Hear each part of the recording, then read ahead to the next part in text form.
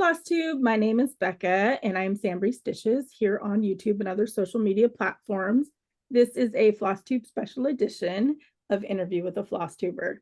I am very excited to be here with Corrin. She is one of the members of the Grace Knows Stitchers team. It's like a tongue twister. Family all contributes as well, which is really cool, and it makes the business even more special.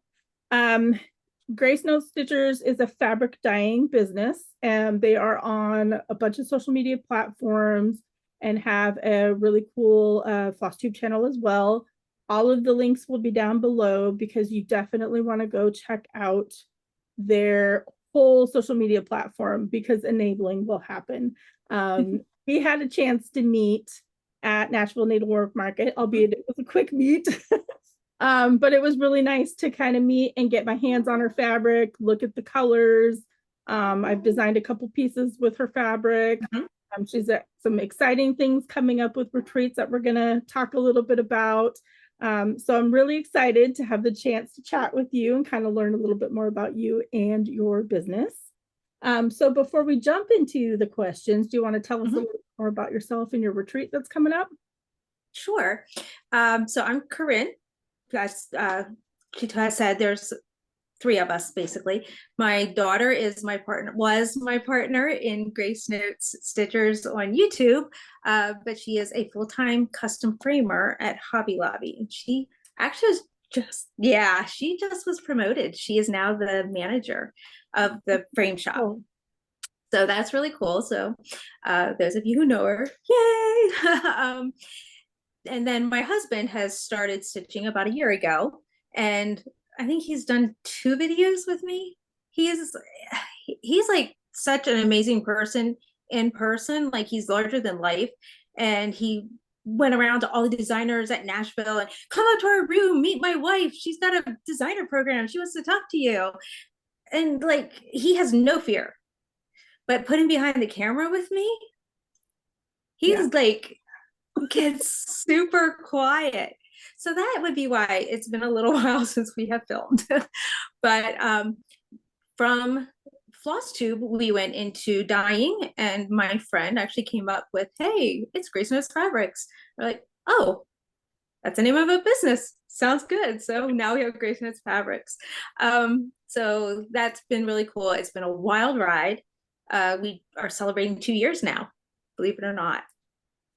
Really cool. And we are hosting our very first retreat right on our 2-year mark. So it's pretty cool.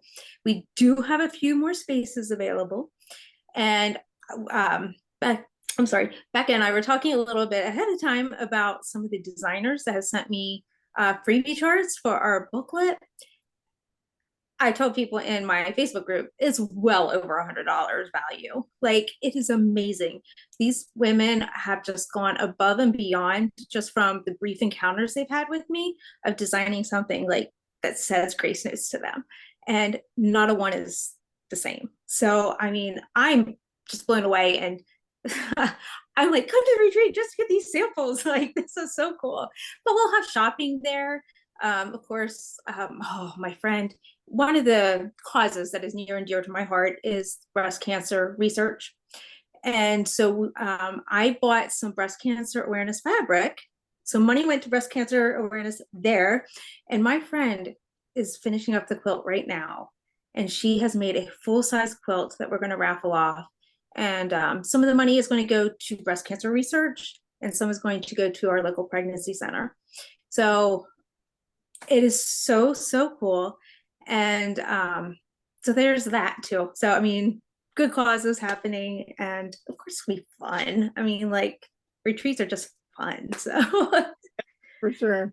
No, that's exciting. I'm like we were talking about, I'm really excited to see everybody's reactions and how your retreat goes. And so they can go to your Facebook group. Facebook is the best place. It'll be Grace Knows Fabrics. Yeah. Grace Knows Fabrics on Facebook is like where all the happening is. Not my business page. I am like so lazy with that business page, but we have an actual group, like, that you join the group, not just follow the business, but the group is very, very active. People post progress pictures. So like you said, tons of enabling going on. And my husband just posted a finish. Ooh, I have to go check it Yeah, out. you will. I haven't Yeah. seen it yet because I haven't been on social. Mhm. Speaking of your husband, you weren't in the room when I was taken up. Deborah took me up to your room, Oh, yeah, no. at Needlework Market, and it was just the coolest reaction ever that your husband your husband had. He was like, "Oh," so I think it was me and Silver Creek Samplers. I think she was Yes. there at the same time. I think Yeah. just like, oh my gosh, I'm like, I'm just, it's crazy. He was like so excited and so outgoing and so Oh, friendly. yeah. And it was the coolest experience because it made me feel special with it being, Good. you're there and all that kind of stuff. And then it was cool when you came in too. But Yeah, he was yeah, so cute, like texting me. Deborah brought Becca. You were waiting for her. You got to get here. He texted me like 911, get here. And I remember that. He's like, I texted her. I'm like, it's okay. But yeah, I had to share that story because it just I think aw, made the good. whole weekend. It was just the coolest thing ever, really. So Well, um he said it was so cool because at least for him, he didn't know who like 90% of the designers were. So, to him, there was no bigger designer than another, except for wow. Plum Street. Yeah. Plum Street, he kind of crushes on. I mean, everybody crushes on Plum Street. Come on. So other than that, everybody was equal to him. Wow. So, That's that kind cool. of was pretty cool. And so, I, I probably shouldn't say this, but like when Karen Kluba from Rosewood Manor came in my room, like my jaw dropped. As it should. As it should. Yeah. Yeah. I was doing the same thing when people came into my room. I was fangirling. I was like, I need to take a picture with you. I have to take a picture with you. I didn't care about them coming to look at the charts or whatever. I'm just like, I just need pictures. Yeah, when Karen Kluba walked into the room, I was like, she's like, oh, I like this one and this one and this one, and we're just chatting, and I'm writing her name down, and I look at her name tag, I'm like, oh, I know you are. But she and I are actually doing some stuff together, so that's pretty cool. That's cool. Yeah, you have some pretty neat things in the works, so it'll be exciting to see where Grace Notes goes for sure. I know, it's so cool. I'm excited. All right, let's hop into the questions. The first one is, why did you start a floss tube, and were there any particular motivations? So why did I start? I was watching Christine stitch all the things. I never watched, I am not a YouTube watcher. Like my husband watches anything on YouTube, but I was looking up between Case Creation and Lowry, and I happened across her video. I really liked her.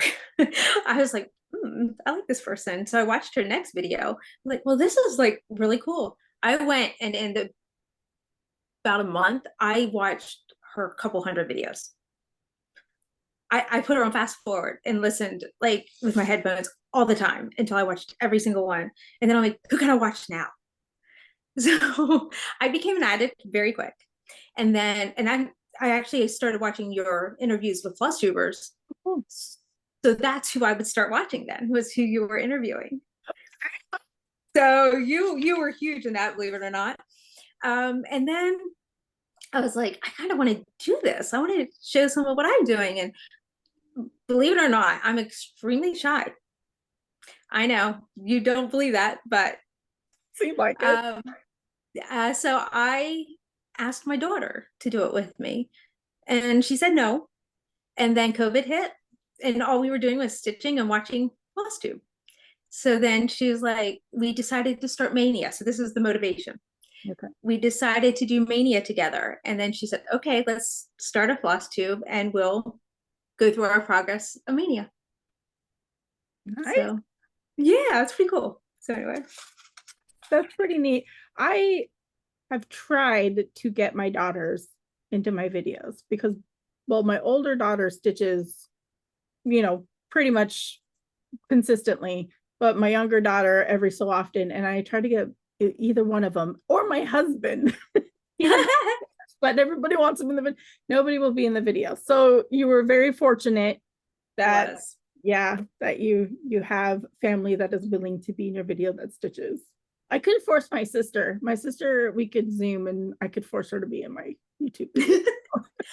My sister said we should make a floss tube before our retreat, like once she gets here. So you guys might get well, those of you who watch us, might get another surprise video. We'll see.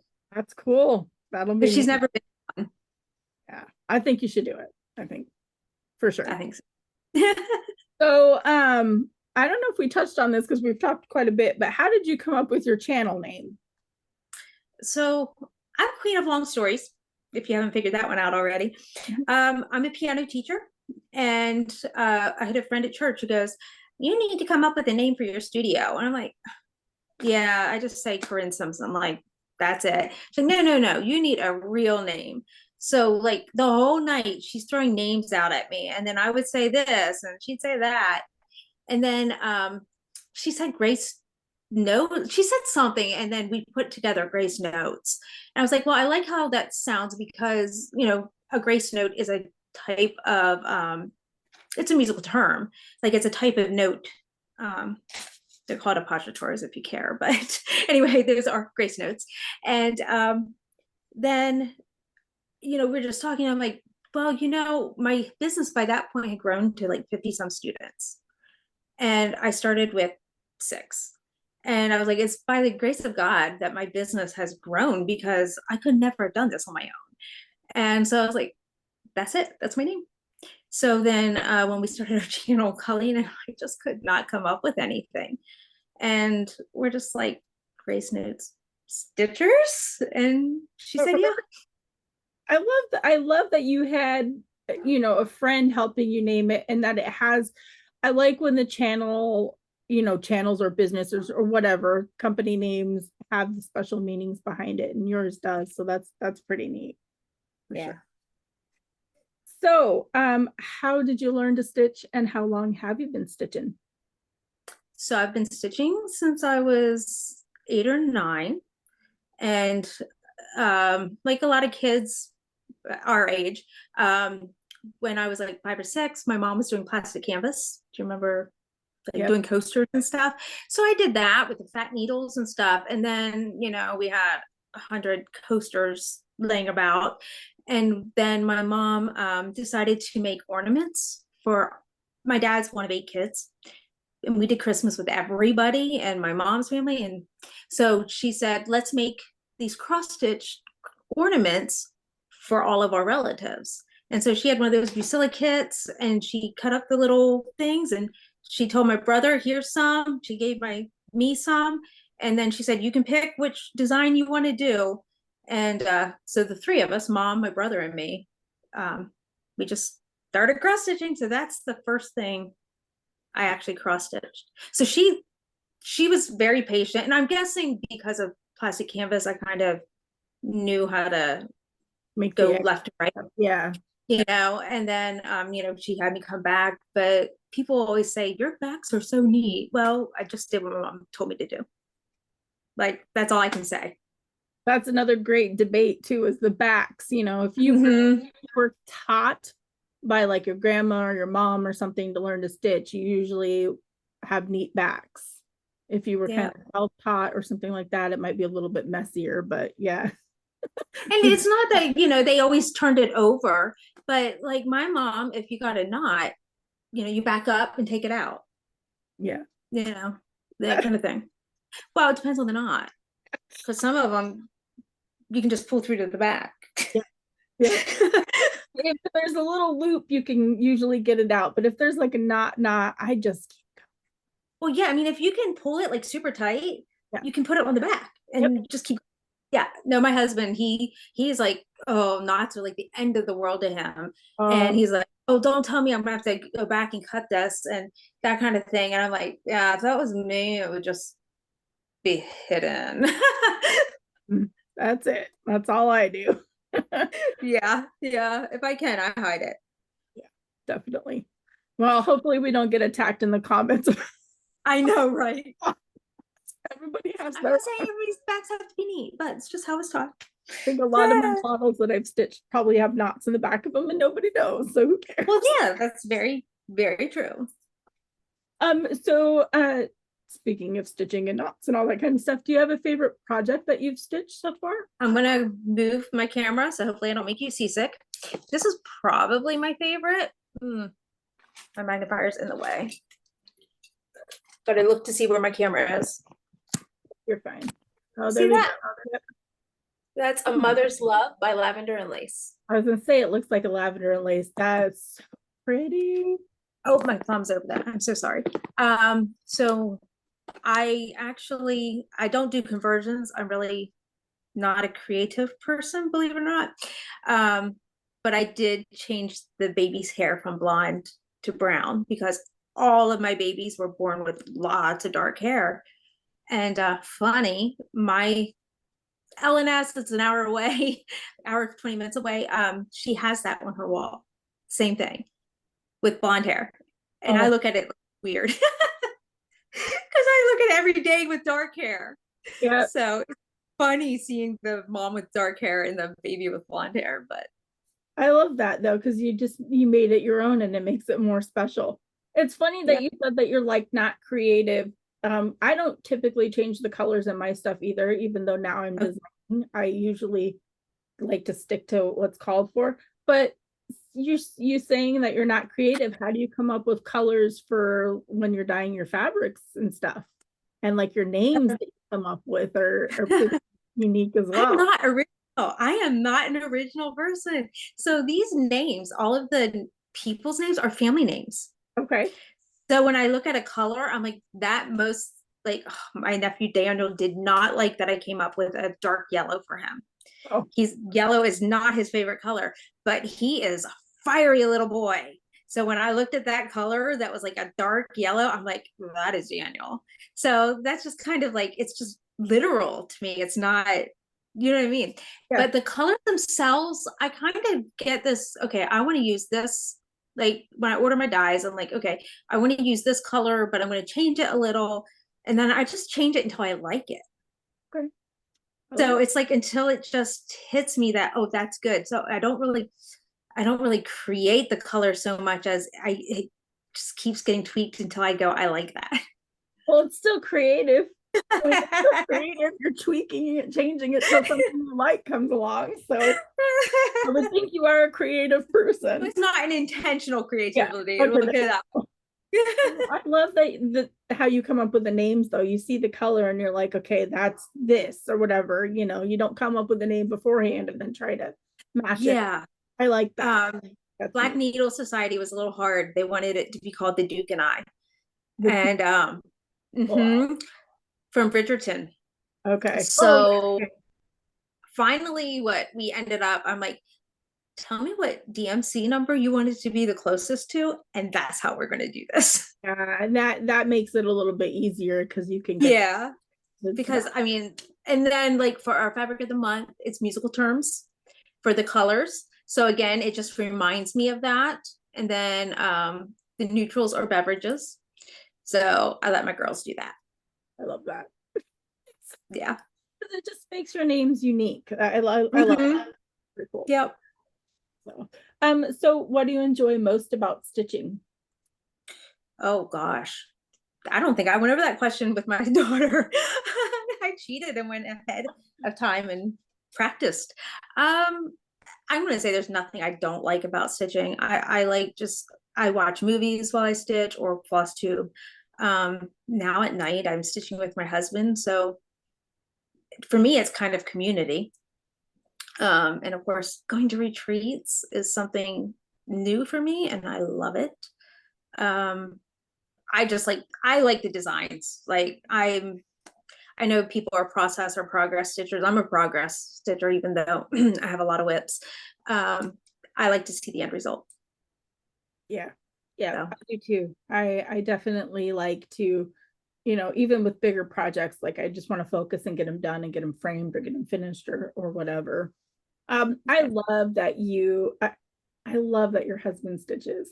I know. I'm so jealous. And so I guess envious more so than jealous. We have been married 26 years now. And for 24 years, 25 years, I begged him to stitch. And I'm like, it's easy, I can show you how. And he's like, I have no desire, blah, blah, blah. Yeah. And he'd pick things, he'd go to shops with me. Here, you can stitch this for me. So, you know, finally, guess it was last June or July, you know, he's like, you know, you have your hobbies, I have my hobbies. We don't really do anything together. So he just put forward that first step himself. I didn't ask him. He just said, I want to stitch with you. Will you teach me? So that was actually all him. That's awesome. That's awesome. Yeah. Oh, we just celebrated 25 years of marriage. So okay, congratulations. Maybe years. Knock on wood. There's still hope. Because my husband's saying, I have no desire. Absolutely not. No. Yeah. Wanted me to stitch him this ginormous elk piece that's full coverage that I finally finished after 5 years. Yeah. And I'm like, I didn't stitch that. My husband said he'll never do full coverage. It's a lot. It's a lot. He likes what I'm doing, but like whenever he looks at certain designers, he's just like, no, I see the work that it's going to take, and he goes, I don't have that kind of motivation. Full coverage can be very overwhelming, very tedious, it's a lot, especially if there's a lot of, you know, popcorn stitching or confetti stitching or whatever you call it. Yeah, I get it. Who knows? Maybe in the next year I'll wear them down. I don't know. There you go. But I'm so envious that you have like your daughter and your husband. You guys can all just, you know, have your own little mini retreat at the house and stitch. That's so cool. Yeah. We're gonna get out of stitchy talk a little bit and learn a little bit more about you. So what's your favorite genre of book or movie? I don't really have a favorite. Growing up, I would read like historical fiction, romance, a lot of Christian fiction. Nancy Drew. Oh, I love Nancy Drew, but I don't read any adult mysteries. We homeschooled. So I have homeschooled all my kids, and I would read their books ahead of time when they would do the library programs, because, you know, I wanted to know what they're going to sit in that room and discuss. Right. So I read Hunger Games. You know, that was really controversial when it first came out. I don't know if you know any of that background, but oh my gosh, I read the 3 books in 1 week. And then of course I had movies. And so I'm not full dystopian, but oh my gosh, I just could not get enough of them. And I've watched it, I can't tell you how many times. Love it. And so all of my kids have read them. All of them have watched the movies. They all love it. Of course, Divergent, you know, that the movies are not as good as the books. But I enjoyed Divergent too. That was pretty good. I like the books. If they would have named the movie something different, I'd have liked them better. Based on Divergent, not actual Divergent. But like, I love Star Wars, Lord of the Rings, I like. So a little sci-fi. My favorite movies though are like Princess Bride. We watched that on my birthday. Oh, Robin Hood, Prince of Thieves. Like, I'm very, like, there's just so many. While You Were Sleeping, Never Ending Story. Like, that's me. Oh, Never Ending Story. That is my all-time. Like, I don't care if you are comparing to current movies now. Never Ending Story, I would pick over anything. The original Never Ending Story. Yes, I know. I don't like the second as much. Yeah, I don't like the second one either. And The Boy Who Could Fly. Oh yeah. So that's me. I'm a romantic, but it doesn't always have to be full romance. I love it. Now I'm gonna go watch Never Ending Story. Yes. What's the other one? Well, Dark Crystal. That's my other favorite one. It's not as, I don't know. It's got some scarier parts or come in it, but it's still like Muppet type of things. It's pretty good. But Dark Crystal's. I wrote it down. I'll have to look that up. I've not watched that. That was right around. I think it's right around the time frame of Never Ending Story. I think too about that. So.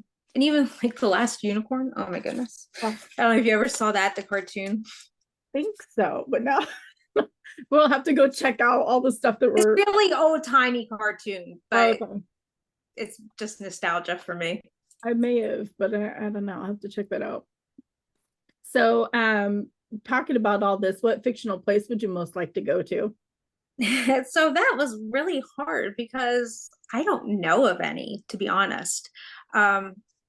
my husband says I live in my own little dream world. I live in my own fairyland. All Pretty much, husbands probably say that. yeah, like where everything's always right. You know what I mean? Like I was just talking to somebody, like just where, when somebody does something, you forgive quickly and move on. It's like it's over with. Just keep going. And I mean, that's the kind of life I try to live anyway. So I think just where I know things happen. So yeah, my own little fairyland, things happen, but you just keep going anyway and push past. If you could pick anywhere and you pick where you're at like now kind of thing, then everything's great, everything's perfect. That Yeah. that's awesome. That is. So if you could choose to do anything for a day, what would it be? My husband asked me that. And I answered Stitch nonstop. And he goes, yeah, that's what I expected. But I mean, I'll be honest, there for a while I was getting my nails done because I love how it looks. But like the whole time I'm there, yeah, the whole time I'm there, I'm sitting there going, I can't stitch while they're doing this. Like it takes so much time. So When I nails get my nails, yeah, when I get my nails done, they're just past the fingertips. Like right now, I need to get it on. It's been about 2-3 weeks.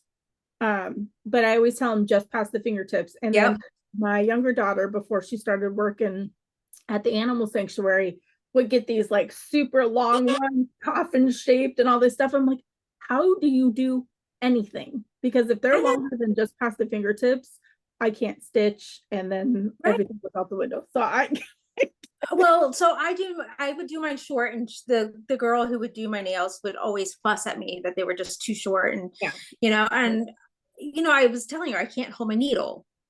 But I figured it out. I'm a pianist. You do everything on your tips of your fingers. People who have long nails play piano wrong because they play flat. like this. Yeah. Yeah, and see, you're taught to play on your fingertips. So I said, I think just naturally, I do more with my fingertips than most people. Yep. Makes sense. That right So there makes complete sense. But yeah, that was a realization this week. no more pretty. Well, you can still do pretty nails. Like you can still paint your nails and all that kind Yeah. of stuff. Just not long. Yeah. Yeah. So, do you have any other hobbies besides cross stitch? I know we talked about piano. Yeah. I scrapbooked like years ago and I can't keep up with it. It's too discouraging. Yeah. So my husband went and bought me a really, really nice quilting sewing machine. And you know what I make? Project bags and scroll rod covers. Hey, at least you're making something. My sewing machine is sitting with the cover on it because I can't sew a straight line. Like I made I don't do a quilt and it's pretty wonky. Yeah, I don't do so well with it, but it works for me. Like as long as it's functional, I'm like, okay, it's good enough. And Yeah. that's why I'm not doing the quilt for our retreat. Yeah. But so everything I do is for cross stitch. Well, yeah, and it's also time consuming. That's what I'm learning too. Is I started a quilt for my younger daughter. I haven't even started the one for my older daughter, but I don't have the time because you and I both run businesses and that kind of stuff.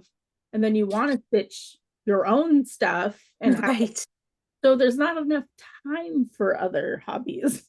That's what I see. Yep. Okay. This one is one of my favorite questions in all these questions. And it's, how would your friends describe you? And everybody says the same thing. That is really hard because you see yourself one way and your friends see you differently. And as an example of that is my family sees me as bossy, whereas my friend finds me informative. I was like, oh, so I also went and asked my friends what they thought. And I'm going to read this because my friend said something so sweet. She said, I'm graceful. Well, my doctor has always said my middle name is not Grace. Let's face it, I have bruises that I don't even know where they came from. Like, I'm not graceful. But my friend reminded me that it means full of grace. And I thought that was so cool because, since Christ has given us the grace that we don't deserve, it's only fair that I do that for others. So I try to live my life just showing grace and forgiveness and kindness to people, whether they deserve it or not. They're human beings. I love that. I love So that. I thought that was cool. And then my daughter told me I'm smart. So that was kind of cool. And friendly, supportive, dedicated, and caring. And then my one friend said, high moral standards with a high level of integrity. So I thought that was pretty cool. They're all pretty amazing traits. Even the bossy is a good trait to have at times. I love this, and I say this in a lot of my interviews, but I love asking that question because it's exactly what you said. Is you see yourself one way, but other people see yourself or see you another way. Or sometimes the same, but it gets you kind of thinking, outside of what you think that you are. And that's why I like asking this question, because it does make people a little uncomfortable. I like that you reached out. Some do and some don't in the interviews. But I just love that question. I love it. Well, and the thing is that people see you the way you want them to see you. Like, because you kind of not always put your best foot forward, but a lot of times you're trying to be the best person that you can be. And it's like, do they see that in you? So that was really cool. Yeah, I love that question, because when you reach out and you get those answers like you got, it's got to make you feel good. It's got to make you feel like, you're doing something right. You're a good person, that kind of thing. So yeah, I love that question. So how do you prefer to stitch? Do you use like a hoop, Q-snap, and hand? That's a loaded question. And you're going to be like, what do you mean? Well, I don't stitch in hand because I have psoriatic arthritis. Like I used to do like ornament size things, stitch in hand, because I like to do the sewing method, but I can only do about 4 or 5 stitches like that now. So it's a pain. It's really hard. So I love Q-snaps, like love them, but I am if it doesn't fit in the Q-snap, I need to see the entire picture. I should have brought, maybe I'll send you a photo of my Mulan, because that's something else I'm particularly proud of. That was my first full coverage. Well, first hate. But I had an 11 by 17 Q-snap and you could see the entire piece. I don't want to have to move my Q-snap. I'm just really type. So I also use roller frames and I use Amanique, just based on how big it gets is what I use. And then of course I use a stand because again, I can't hold any of those things. Yep. I'm the same way. I would love to stitch in hand, but I have arthritis and my hand cramps up. So I use Q-snaps, but I have a Case Creation lap stand that just holds my Q-snaps because I can't sit there and hold it either, because I get pain up the whole arm kind of thing. So, and in the car, I prop it on my knee. Yeah. That's like, I prop it probably, well, in the car, I probably prop it on my something, where you're sitting back and you just have it to where you can, or have your arm up. Yep. Because I stitch the part of it. You use what you got to use. Yep. As long as you can stitch and pass the time and not hurt, you're good. Do you want to know how much of a stitching addict I am? I was at my parents' and I only took 2 projects and I got to their stitch alongs. So I got to where I needed to be and I had nothing else to work with. Uh-oh. So I'm there for 3 more days. I'm like, what in the world am I going to do? So my sister said, well, I have my Williamsburg project that you could do with all the trees, with all the yucky confetti that she gave up on like years ago. And it's just been sitting in a corner. So finally I was like, fine, give that to me. I need to stitch. And I did. Yeah.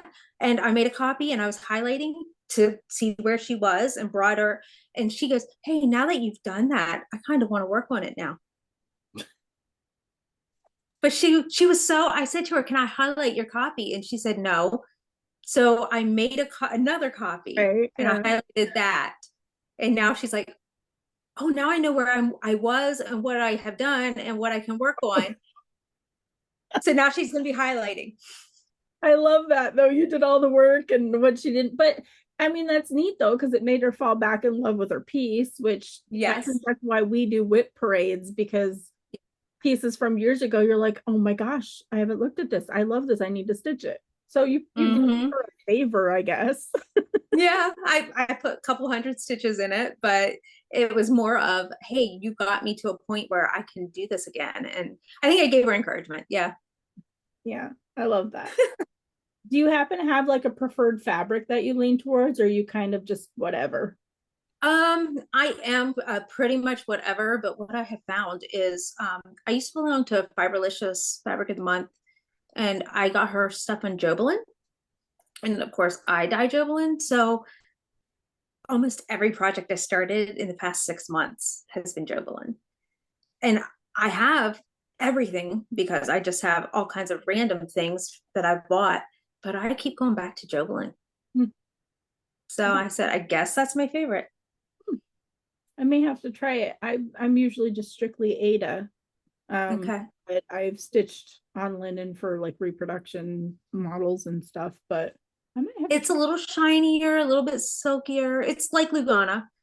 It's a okay. blend, but it's not as dry a blend. Like when you're feeling it, it's not as dry. Hmm. But like 14 count, I love. It's so soft. Yeah, I love my 18 and 20 count Adas. That's a question that I actually get often, and I don't even fabric dye, but when people are asking about like the fabric that I use, they're always asking how it feels and that Mhm. kind of stuff. And it's really, I am terrible at describing how fabric feels. But when you said it's, like it's kind of shiny and that kind of stuff, they should probably go to fabric dyers more than because I don't have the Yeah. word to describe how things feel. Well, and 18 and 20 are different too, because I find 16, 18 to be a little bit on the rougher side.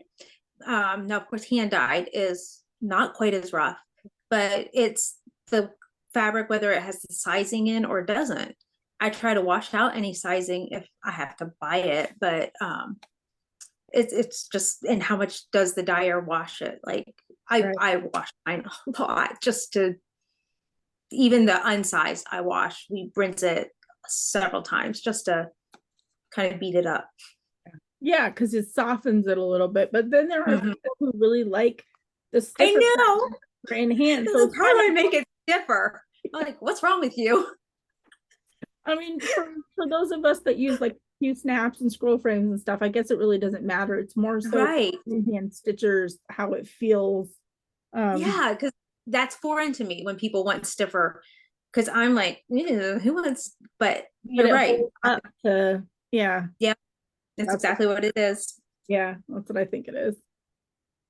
So do you have a favorite place that you've traveled, and did you bring any stitching along when you went?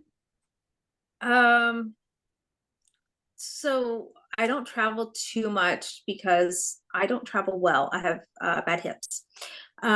So I would say my favorite place was Baltimore Harbor with my kids, and that was like 15 years ago.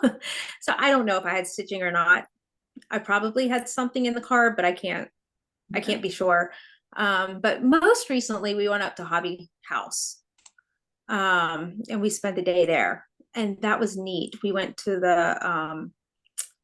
there's a river right there, the Erie Canal. Oh, okay. And we went and rode the boat there, and that was really, really neat. I think it's Erie Canal. I could be wrong, but anyway, it was just really cool. Sure, but I want to. That's one of my places I Yeah. want to go, but yeah. So I there I had car. yeah, I don't travel that much either, I guess. The same as you. But I do bring stitching everywhere, like car appointments, doctor's appointments. If I gotta sit and wait, stitching. So Mm-hmm. it was funny. I've told this story before, but oil changes usually take hour, 2 hours. Mm-hmm. So I brought my whole setup. I brought my lap frame, my light, all my Wow. stuff, and I just set up, and then it strikes up conversations, which is the Oh coolest. yeah. So yeah, stitching goes long. Yeah. Yeah. And I've always been that way, which is why I'm like 15 years ago, probably. Yeah, I most don't likely. May not remember what project, but something. right. Something to Yeah. do. So, what can you not do without for your stitching? Like your favorite go-to must-have besides the basics that we need for stitching? Yeah, the basics would be like bright lights, magnifier stands, and that kind of stuff. So I have two favorite tools. I don't know how well you'll see these. So the first one is called a stitch fixer. And I can't find this right now. Um, Heaven and Earth made one that's very similar, but theirs is thicker. Um, this is the one I got from Heaven and Earth. Like it's all pretty. Okay. But this end, you can pick out your threads so much nicer than a needle because it's bent. So I pull out my bad stitches from the front. I don't use a seam ripper. Okay. So I pick out using that. But this little forked end, you can't tell that it's forked. When you have puffy stitches, you can push it down. Oh, so So that's any, fun. yeah, so that is like a really, really cool tool. I'm a gadget girl. Like I've been like this forever. Like my husband lasts. And then this one, again, Heaven and Earth has something similar. This is Fiber Hider is what this one's called. And I even used it on my husband's project last night because he wanted me to end his thread. And I'm sorry, ending a thread with a ball tip needle, I hate it. I can't stitch with ball tips at all because that bothers me. Yeah, so hiding his thread, I'm like, I yanked the needle off. I'm like, you don't take your needle.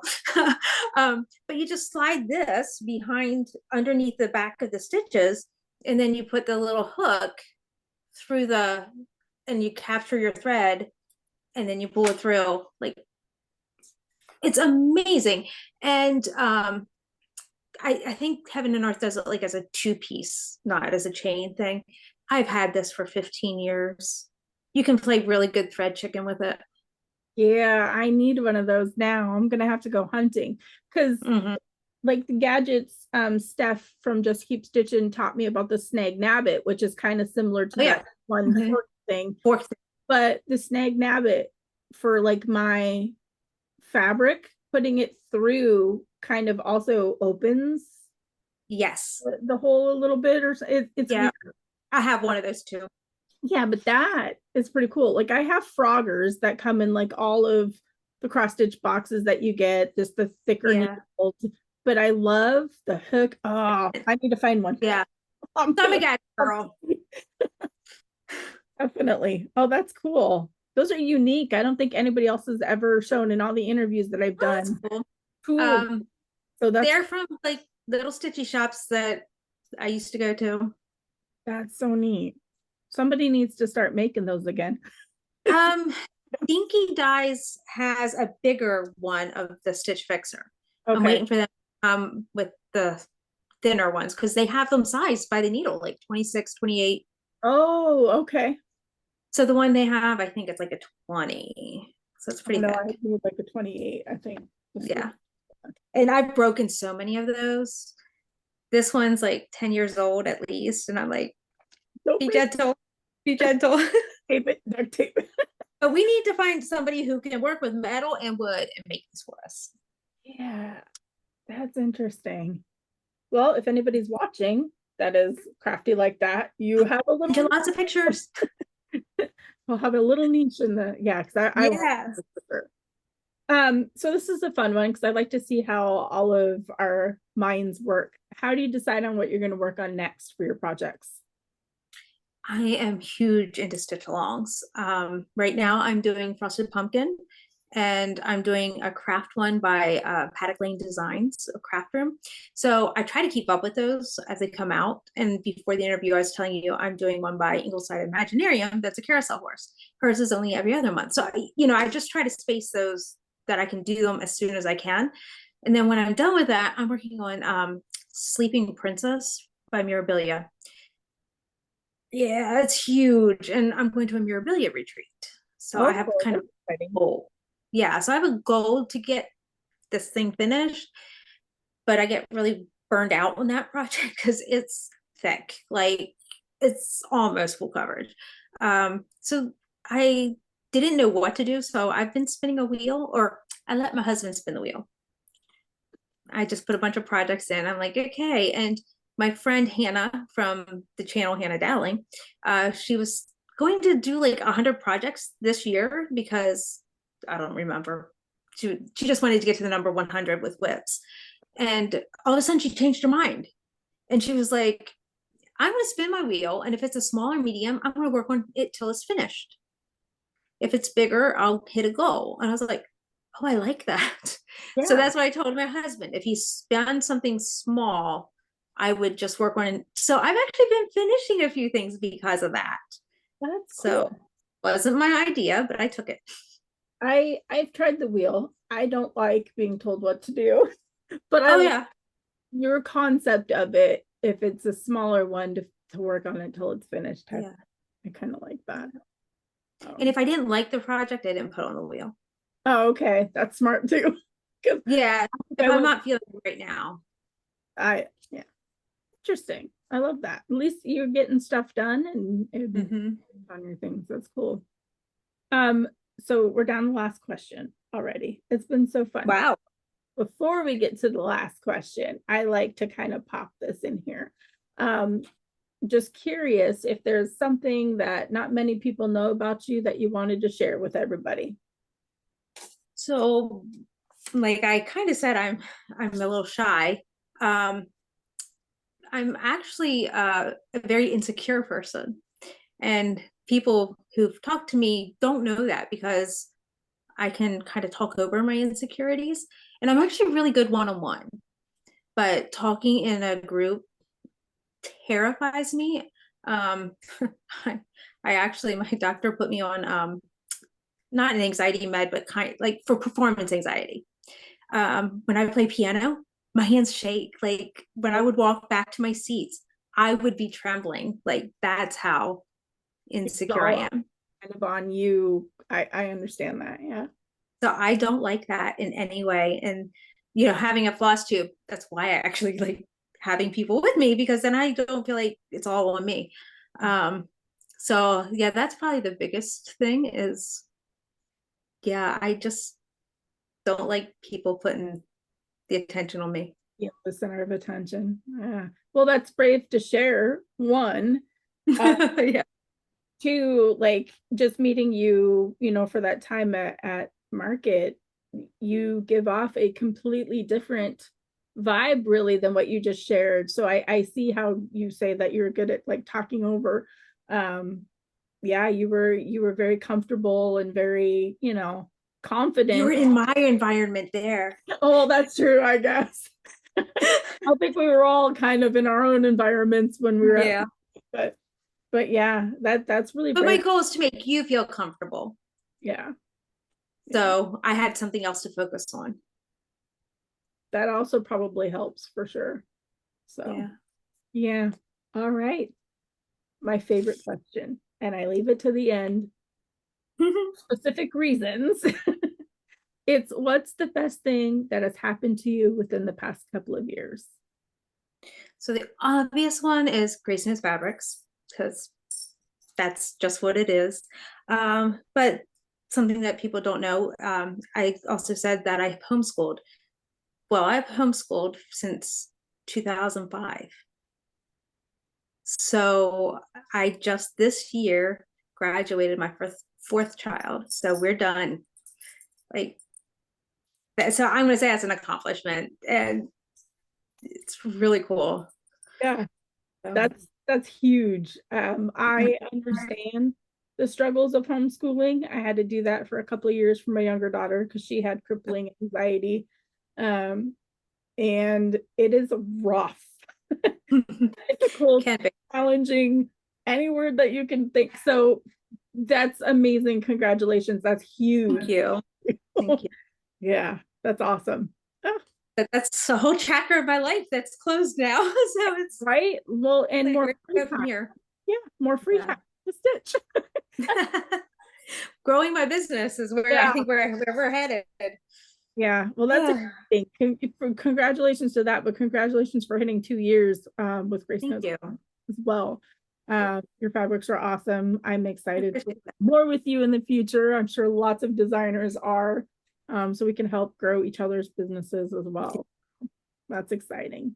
Thank you so much for taking time out of your day and chatting with me. It's been a lot of fun learning a little bit more about you and your business and your family and all that kind of stuff. And hopefully everybody enjoyed chatting, and they'll go check out your channel and your Facebook group for the information, your website, all that other stuff down below. So we'll have everything so they can go check you out. So Well, thank you for having me. It was very neat. Well, I'm glad that you were able to hop in and get this done. So we'll say bye to everybody on Flosstube. Bye. Happy stitching.